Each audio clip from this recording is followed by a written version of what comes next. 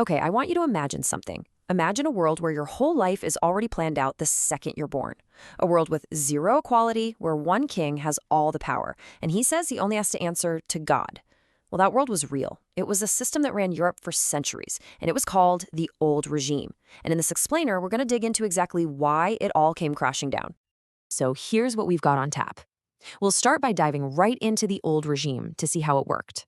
Then we'll look at the massive inequality that was baked right into the system. After that, we'll see how everything started to come under pressure and explore the explosive new ideas that changed everything. And to wrap it all up, we'll see why their last-ditch effort to fix things was, well, too little, too late. All right, let's jump right in. Picture this. It's the middle of the 18th century in Europe. Forget everything you know about the world today because things were completely different. This whole system, this way of life, has a name. Historians call it the Ancien Régime, which is just French for, you guessed it, the old regime. So what was it exactly? Well, you can think of it like the social and political operating system for Europe, and it ran for hundreds of years. It basically dictated everything: who got to be powerful, who got to be rich, and who got nothing. And for the longest time, it felt like this system would last forever. That is, until 1789, when the whole thing just imploded. So, who was at the top of the pyramid? The king. And when I say he had all the power, I mean all of it. He could make laws, start wars, spend the nation's cash on whatever he wanted, literally anything. This is what we call an absolute monarchy. There were no checks, no balances. He was the boss, end of story. You might be thinking, how on earth does one guy get that much power? Well, they had a really powerful story to back it up. It was called the divine right of kings. The idea was super simple, but incredibly effective. God himself had chosen the king to rule. So if you argued with the king, you were basically arguing with God. And who's going to do that? It was the ultimate justification for having total control. Okay, so that's the guy at the top. But what about everyone else? Well, society wasn't just one big happy family. It was rigidly divided into 3 groups or estates. And here's the kicker. Whichever estate you were born into, that's where you were stuck for life. No exceptions. And when you look at the numbers, it is just wow. You have the first estate, that's the clergy, church leaders, and the second estate, the nobles. These were the privileged few. But get this. Together, they made up only about 2% of the entire population. The other 98%, 98% were all crammed into the third estate. So let's break down what this actually meant. The first estate, the clergy, they owned huge amounts of land and paid basically 0 taxes. The second estate, the nobility, they got all the best jobs in the government and military. And guess what? They also paid almost no taxes. So who was left to pay for, well, everything? The third estate, the commoners, the 98%. No privileges, all the taxes. Yeah, it was a ridiculously unfair system. You know, a system that's this lopsided can't last forever. It's kind of like a dam with cracks in it. And in the 18th century, the pressure really started to build. The world was changing fast, but the old regime was stubbornly trying to stay the same. First off, you've got a population boom. Seriously, people were living longer, more babies were surviving, and Europe's population just exploded. Now that might sound good, but it was a massive problem. Suddenly, you have all these extra mouths to feed and all these people needing jobs, but the old inefficient system just couldn't keep up. The economy was another huge issue. It was mostly based on this old idea called mercantilism. The best way to think about it is like a board game, where the goal is to collect as much gold and silver as possible. To win, your country had to export more than it imported. It wasn't about creating new wealth, it was about grabbing a bigger piece of the pie for yourself. And speaking of stuck, just look at farming. The old way was super inefficient. You'd have to leave fields empty just to let the soil recover.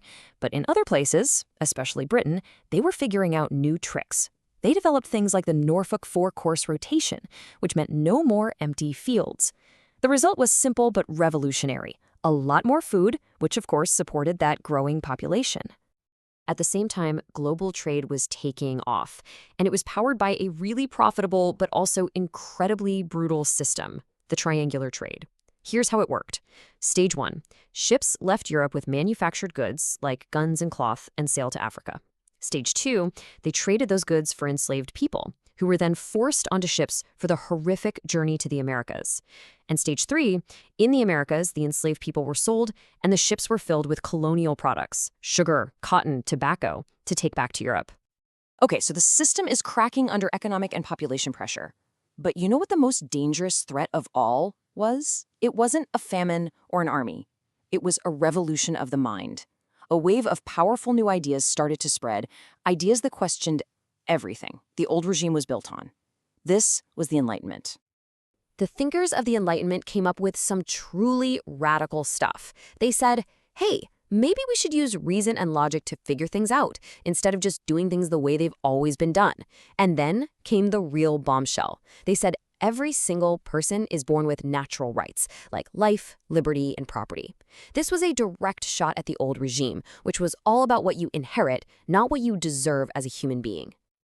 This quote, which is often linked to the famous writer Voltaire, really sums up the whole spirit of the Enlightenment. I may not agree with what you say, but I will defend to the death your right to say it. Just think about that. It's this incredible defense of free speech and tolerance. And those ideas were pure dynamite in a kingdom where the king controlled everything you were allowed to say or think. And these thinkers were attacking the old regime from all sides. You had Montesquieu, who said no way should one person have all the power, and came up with the idea of separating it into different branches. Then Rousseau came along and said, you know what? Real power, sovereignty, doesn't come from God or a king, it comes from the people. And at the same time, Adam Smith was tearing apart the old economic ideas, arguing for free markets and less government control.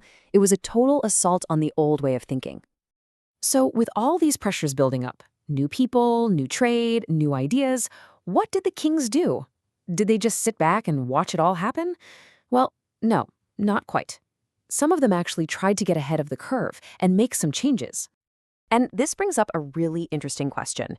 Could the system fix itself? Could a king with absolute power actually use that power to bring in some of these new enlightened ideas? Some rulers tried. This whole experiment was called enlightened despotism. You had rulers who were reading all this new philosophy and thought, hey, I can use these ideas to make my country more modern and powerful. But there was one huge catch. The whole idea behind it can be summed up by this motto: for the people, but without the people. See the problem?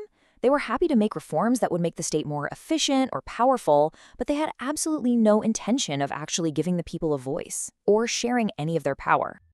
And that's exactly what happened. Sure, they did some good things on the surface. They modernized laws, built new roads, even supported science and art. But when it came to the big stuff, nope. They absolutely did not end the special privileges for the nobles. They did not give the people any real political power. The fundamental, deep-rooted inequality of the system, it was left completely intact. And that, right there, was the fatal flaw. It proved that the old regime was just too rigid. It couldn't bend, which meant it was going to break. In fact, these small reforms just made people hungrier for real change. And now they had the language to demand it, the language of rights, liberty, and equality.